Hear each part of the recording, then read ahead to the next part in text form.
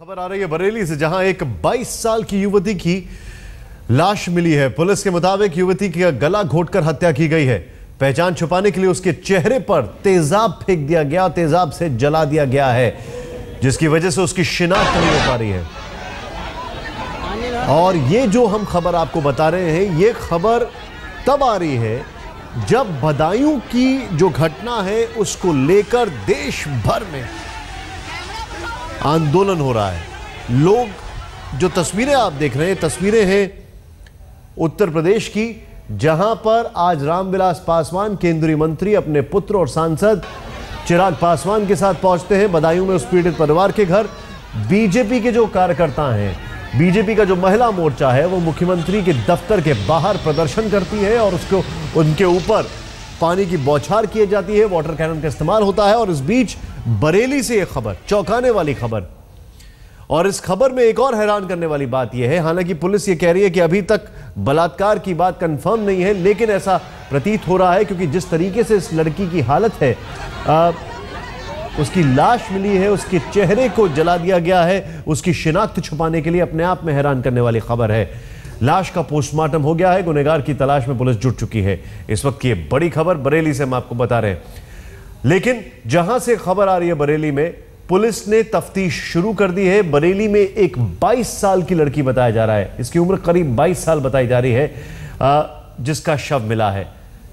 और इतना ही नहीं, यह भी बताया जा रहा है, पोस्टमार्टम में यह भी पता लगा है कि लड़की के पेट में भी तेजाब की मात्रा का मिलना, मतलब यह है कि उसको तेजाब पिलाया गया, गला घोंटकर उसकी हत्या की गई और फिर उसके चेहरे को, उसकी शिनाख्त छुपाने के लिए उसको, उसके ऊपर भी तेजाब से उसको जला दिया गया। और यह खबर तब आ रही है जब पूरे देश में बदायूं की घटना को लेकर आक्रोश है, नाराजगी है। यहां तक कि यूनाइटेड नेशंस ने भी इस पर आपत्ति जताई है, घोर निंदा की है इसकी। और इस बीच एक और खबर उत्तर प्रदेश के बरेली से। लॉ एंड ऑर्डर की जो सिचुएशन है इतनी खराब हो गई है उत्तर प्रदेश में, अगर यह कहा जाए तो गलत नहीं होगा। और शायद यही वजह है कि अखिलेश यादव ने आज गवर्नर से भी मुलाकात की है। आधा घंटे चली उनकी बैठक है गवर्नर के साथ, गवर्नर हाउस में, और उनसे मुलाकात की। और लॉ एंड ऑर्डर, बताया जा रहा है कि लॉ एंड ऑर्डर पर उन्होंने आज गवर्नर को ब्रीफिंग दी। लेकिन सवाल खड़ा यह होता है कि उत्तर प्रदेश के मुख्यमंत्री साहब जो हैं, वो कहते हैं कि हम सीबीआई जांच कराएंगे। उन्होंने अभी तक चिट्ठी तक नहीं लिखी है गृह मंत्रालय को। यूपी के बदायूं में सियासी दौरों का जो दौर है वो थमने का नाम नहीं ले रहा है। 27 मई को चचेरी बहनों से गैंगरेप और हत्या की वारदात के बाद आज केंद्रीय मंत्री रामविलास पासवान भी बदायूं जा थमके। साथ में चिराग पासवान, उनके पुत्र भी थे। वहीं बीजेपी ने इस मुद्दे पर लखनऊ में सीएम के दफ्तर के बाहर जमकर प्रदर्शन किया। सवाल यह है कि यह संजीदापन है या रेप पर राजनीति।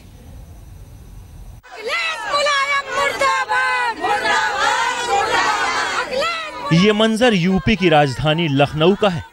प्रदर्शन में उतरी ये महिलाएं बीजेपी महिला मोर्चा की हैं। इनका गुस्सा बदायूं में 2 चचेरी बहनों से रेप और हत्या की बेहद दरिंदगी भरी वारदात पर फूटा है। बीजेपी महिला मोर्चा अपने गुस्से का इजहार करने आज मुख्यमंत्री अखिलेश यादव के दफ्तर पर जा धमका। पुलिस के रोके नहीं रुक रहा था यह जत्था। पानी की बौछार भी सियासी सरगर्मी ठंडा करने में नाकाम रही। कोई चूड़ियां दिखाकर कमजोर कानून व्यवस्था पर तंज कस रहा था, तो कोई यूपी के सभी जिलों में प्रदर्शन की बात कह रहा था। लोकसभा की जीत से उत्साहित यूपी बीजेपी अध्यक्ष लक्ष्मीकांत वाजपेयी ने तो अखिलेश सरकार को सीधे बलात्कारियों को संरक्षण देने वाली सरकार बता दिया। सीधे चलते हैं, हमारे साथ बदायूं से हमारे संवाददाता मौजूद हैं अंकित त्यागी, हमारे साथ आमिर हक लखनऊ से मौजूद हैं।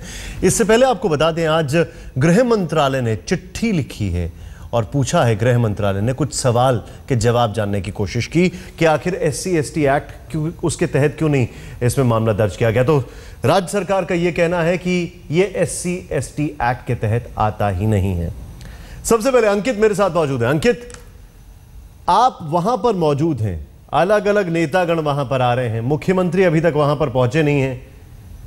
जो लोग हैं वहां पे और खासकर ये जो परिवार है, इन दौरों को समझ रहा है, इन दौरों के पीछे की राजनीति को?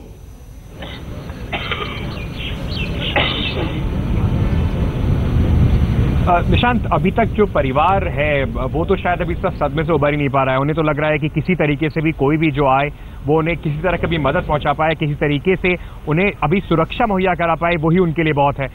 बार बार अब वो यही बात कह रहे हैं कि जो पुलिस वाले उस रात को उनकी बेटियों को ढूंढने नहीं निकले, उनके भरोसे वो कैसे अपने आप को सुरक्षित महसूस कर सकते हैं। बार बार वो ये कह रहे हैं कि जब ये कैमरे बंद हो जाएंगे और हमारी वो भी दिल्ली वापस चली जाएगी, तब उनका क्या होगा। ये सवाल बहुत ही महत्वपूर्ण है। साथ साथ जो भी यहाँ पर अभी आ रहा है, कल देखा आपने मायावती जिस तरीके से आई, बड़ा पैसा खर्च हुआ, हेलीकॉप्टर के लिए एक जगह बनाई गई। आज रामविलास पासवान अपने पुत्र के साथ भी आए।